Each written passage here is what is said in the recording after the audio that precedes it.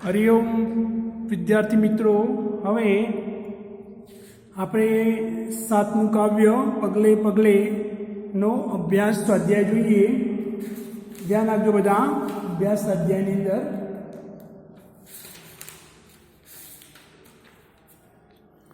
પહેલો પ્રશ્ન જોઈએ. નીચેના પ્રશ્ન ઉત્તર માટે આપેલા વિકલ્પોમાંથી સાચો ઉત્તર શોધીને તેનો ક્રમ અક્ષર પ્રશ્ન સામેના ચોરસમાં લખો. પ્રશ્ન 1. કવિએ પંથ કેવી રીતે કાપવાની વાત કરી છે? કવિએ પંથ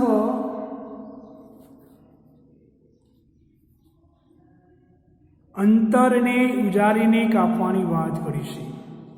ખાડાની ધારે કેવી રીતે ચાલવાનું છે?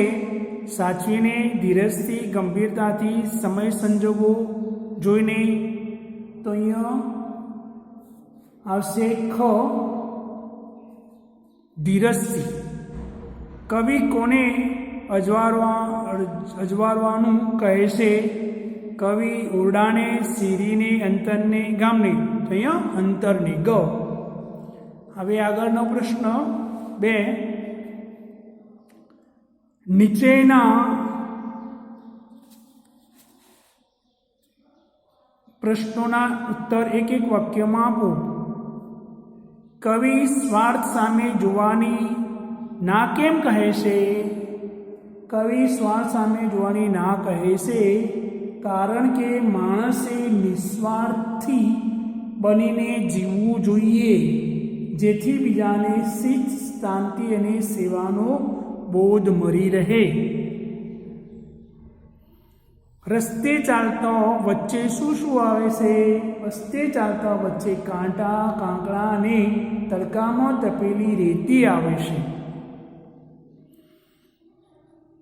કવિ સૌને શું આપવા કહે છે?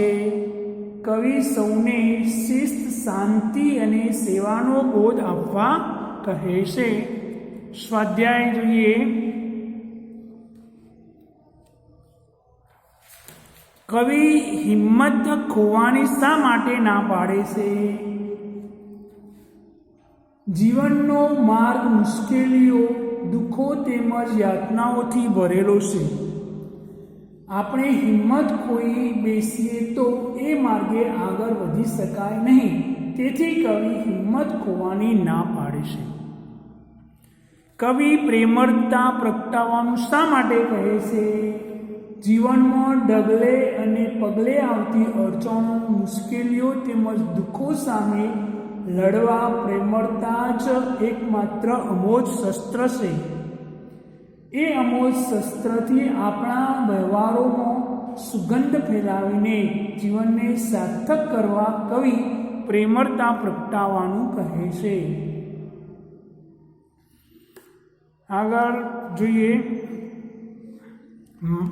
માગ્યા પ્રમાણે કરો. સમાનાર્થી શબ્દો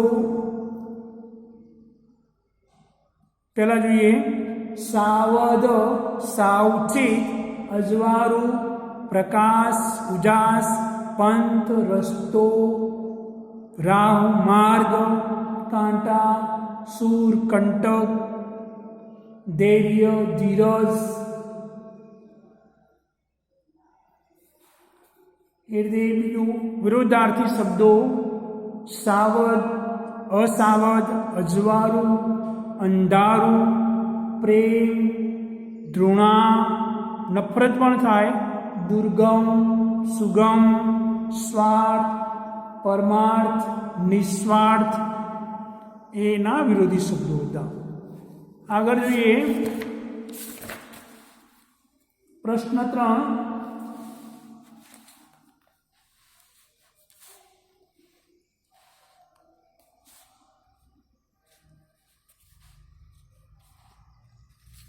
નીચેના શબ્દોને શબ્દકોશના ક્રમમાં પાઠવી તેનો શબ્દકોશમાંથી અર્થ શોધો.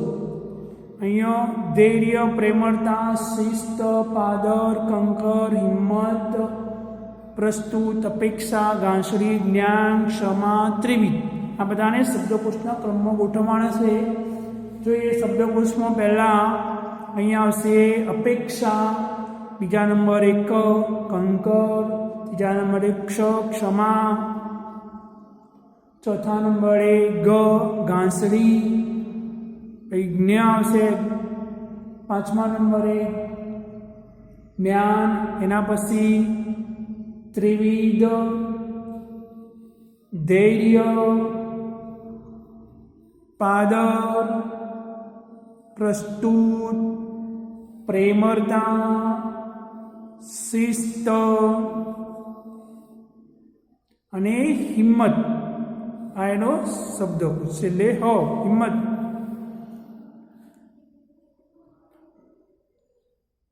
નીચે ચોથો પ્રશ્ન,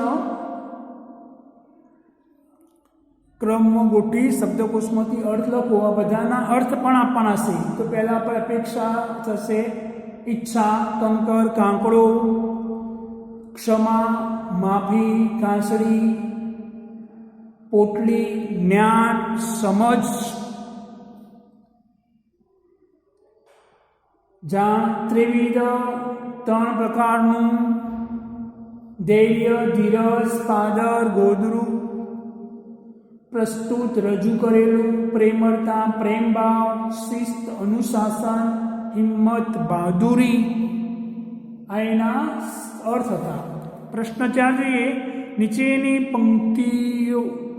પંક્તિના શબ્દો આડાઅવળા થઈ ગયા છે, તેને યોગ્ય ક્રમમાં ગોઠવો અને મૂળ પંક્તિ સાથે સરખાવો. શો ફેર પડ્યો? તો અહીંયા સાવધ, પહેલો પ્રશ્ન, સાવધ પગલે રહીને પગલે જા પ્રેમળતા પ્રગટાવે. આડાઅવળા ગોઠવાયેલા છે.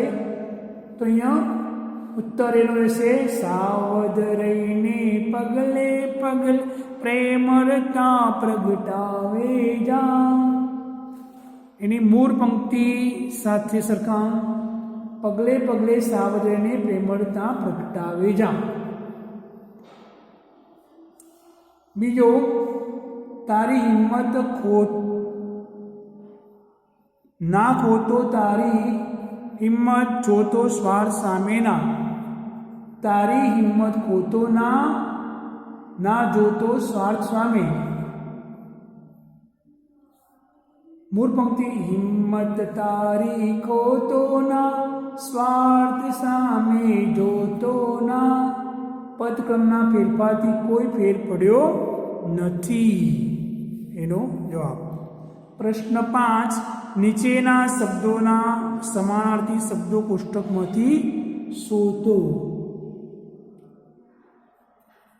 તો અહીંયા સમાનાર્થી શબ્દો શોધવાના છે. સબર, પાંચ, સ્તંભ, આજીજી, નિર્ભય, જોર, ઉર, સ્મિત, કંચન. આ બધા શબ્દો શોધવાના છે કોષ્ટકમાંથી. તો અહીંયા સબર શોધવાનું છે તમારે.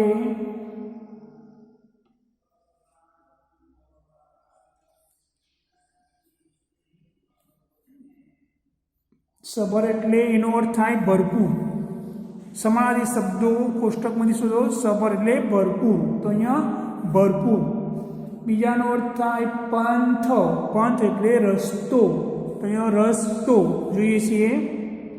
સ્તંભ એટલે થાંભલો. અહીંયા થાંભલો. આજીજી વિનંતી. અહીંયા વિનંતી શબ્દ આડો અહીંયાથી વિનંતી. એના પછી નિર્ભય, નિડર, પહેલો આડો નિડર. જોર, બર, તો બર. ઉર એટલે હૃદય. અહીંયા હૃદય. સ્મિત, હાસ્ય. અહીંયા હાસ્ય. કંચન, સોનું. તો આ હતા સમાનાર્થી શબ્દો. બરાબર. સમાનાર્થી શબ્દો કોષ્ટકમાંથી શોધવાના. આનો સમાનાર્થી શબ્દ લેવાનો અને પછી કોષ્ટકમાં શોધીને આપણે લખવાના. તો આ તો આપણો અભ્યાસ સ્વાધ્યાય તમારે તમારી નોટબુકમાં સારા અક્ષરે લખી લેવાનો ને તૈયાર કરી દેવાનો. હરિઓમ.